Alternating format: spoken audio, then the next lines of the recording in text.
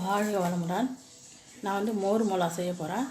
1/2 kilo பச்சை மிளகாய் எடுத்துருக்கேன், 1/4 லிட்ரு மோர் எடுத்துருக்கேன், உப்பு போட்டிருக்கேன். நான் வந்து கல் உப்பு போட்டிருக்கேன், மோர்லேயே போட்டுட்டேன் முன்னாடியே. இந்த பாருங்கள், உப்பு மோரையும் சட்டியில் இதுமாரி வச்சுக்கோங்க. இப்போ மிளகாயை வந்து தண்ணியில் போட்டுட்டு இப்படி எடுத்துக்கோங்க. எடுத்துட்டு நடுவில் வந்து இதுமாரி கத்தியால் கீச்சிக்குங்க. இதை பாருங்க, இந்த அளவுக்கு போதும் ஓட்டை. இது வந்து மோரில் போட்டுருங்க. அப்படி கீச்சி போட்டுருங்க. போட்டு ஒரு 3 நாளைக்கு ஊற வைங்க. ஊற வச்சு காய வச்சு இந்த மோர்லேயே போட்டு எடுத்து காய வச்சுருங்க. அப்புறமா எண்ணெயில் எடுத்து பொரித்து சாப்பிட்லாம். நம்ம தயிர் சாதத்துக்கு, ரச சாதத்துக்கெலாம், சாம்பார்லாம் தொட்டுக்கலாம். மோர் மிளகா வந்து உடம்புக்கு ரொம்ப நல்லதுங்க.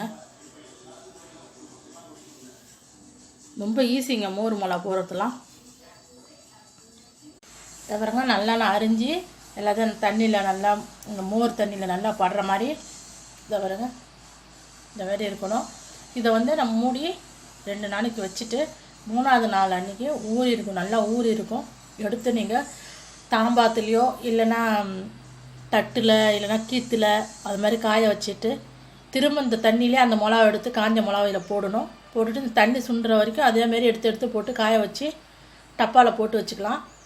நம்ம தயிர் சாதத்துக்கு நல்லா சூப்பராக இருக்கும். இந்த மிளகா ரச சாதத்துக்கு, மிளகா கிள்ளி போட்ட சாம்பாருக்கு எல்லாத்துக்கும் நல்லாயிருக்கும் மோர் மிளகா. நான் உங்களுக்கு காய வச்சுட்டு உங்களுக்கு நான் வறுத்து காமிக்கிறேன் எப்படின்னு. வந்து மோர் மிளகாங்க, நான் மோரில் ஒரு 3 நாள் ஊற வச்சு நான் வெயிலில் ஒரு 3 நாள் வெயிலில் நான் காய வச்சுருக்கேன். மோரில் வந்து 3 நாள் ஊற வச்சேன். ஊற வச்சுட்டு இது 3 நாள் திரும்ப நான் காய வச்சேன். காய வச்சு அந்த மோரில் போட்டு எடுத்து வெயிலில் காய வச்சது மிளகாங்க. இது நல்லா காஞ்சிருக்கு மோர் மிளகா. இப்போ நம்ம வானிலை எண்ணெய் ஊற்றி உங்களுக்கு வறுத்து காமிக்கிறேன். இது பாருங்க, வானிலை எண்ணெய் வச்சுருக்கேன். எண்ணெய் காஞ்சிச்சு.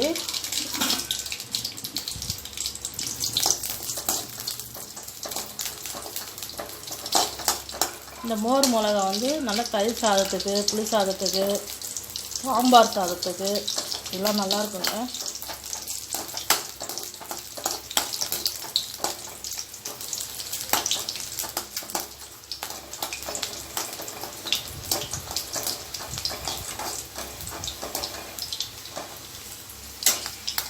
பாருங்க, நல்லா மோர் மிளகா வந்து கலர் நல்லா மாறிடுச்சு.